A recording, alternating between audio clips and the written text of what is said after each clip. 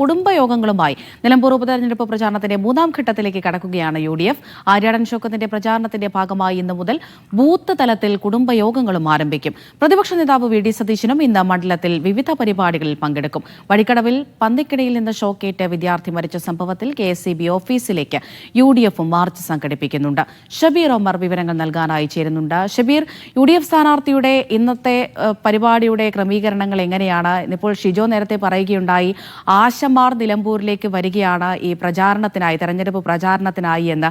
അവരും സർക്കാരും തമ്മിലുള്ള പ്രശ്നങ്ങളൊക്കെ നമുക്ക് അറിയാവുന്നത് തന്നെയാണ്. അപ്പോൾ അവർ കൂടി രംഗത്തേക്ക് ഇറങ്ങുമ്പോൾ അത് UDFന് മേൽക്കൈ ഉണ്ടാക്കും, അല്ലെങ്കിൽ അവർക്ക് ഒരു പ്രോത്സാഹനം ലഭിക്കുമെന്നുള്ള ഒരു പ്രതീക്ഷ UDF ക്യാമ്പിനുണ്ടോ?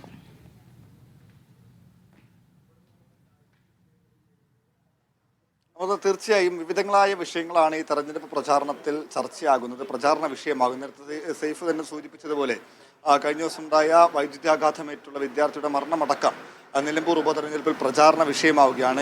UDF അത് സർക്കാരിനെതിരെ, സർക്കാരിൻ്റെ വീഴ്ചയായി പറയുമ്പോൾ ആ നിലയ്ക്കുള്ള പ്രതിഷേധങ്ങൾ കൂടി UDFിൻ്റെ ഭാഗത്തുനിന്നുണ്ടാകുന്നു. ഈ അപകടം സംഭവിച്ച ഉടനെ UDF അല്ലെങ്കിൽ കോൺഗ്രസ് വലിയ തരത്തിലുള്ള പ്രതിഷേധം സംഘടിപ്പിച്ചു. ഇതിന് പിന്നാലെയാണ് ഇന്നിപ്പോൾ KSEB ഓഫീസിലേക്ക് UDF നേതൃത്വം മാർച്ച് നടത്തുന്നത്. അത് ഈ KSEBയുടെ വീഴ്ചയാണ്, അതുവഴി സർക്കാരിൻ്റെ വീഴ്ചയാണ്. വൈദ്യുതി മോഷണത്തിന് വഴിയൊരുക്കി, അല്ലെങ്കിൽ അത് പരാതി ലഭിച്ചിട്ടും പരിഗണിച്ചില്ല എന്നതടക്കമുള്ള ആക്ഷേപങ്ങൾ നിലനിൽക്കുന്നുണ്ട്. ഈ പശ്ചാത്തലത്തിൽ കൂടിയാണ് ഇത്തരത്തിലൊരു പ്രതിഷേധം നടക്കുന്നത്. അതോടൊപ്പം തന്നെയാണ് നേരത്തെ അമൃത സൂചിപ്പിച്ചതുപോലെ ഇപ്പോൾ ആശാമാർ കൂടി, ഇപ്പോൾ കഴിഞ്ഞ കുറേ ദിവസമായി 120 ദിവസമായി ആശാമാർ സമരം ചെയ്യുകയാണ്. അപ്പോൾ അവർ കൂടി ഈ UDF പ്രചാരണവുമായി ബന്ധപ്പെട്ട് ഇവിടേക്ക് എത്തുകയാണ്. ഇപ്പോൾ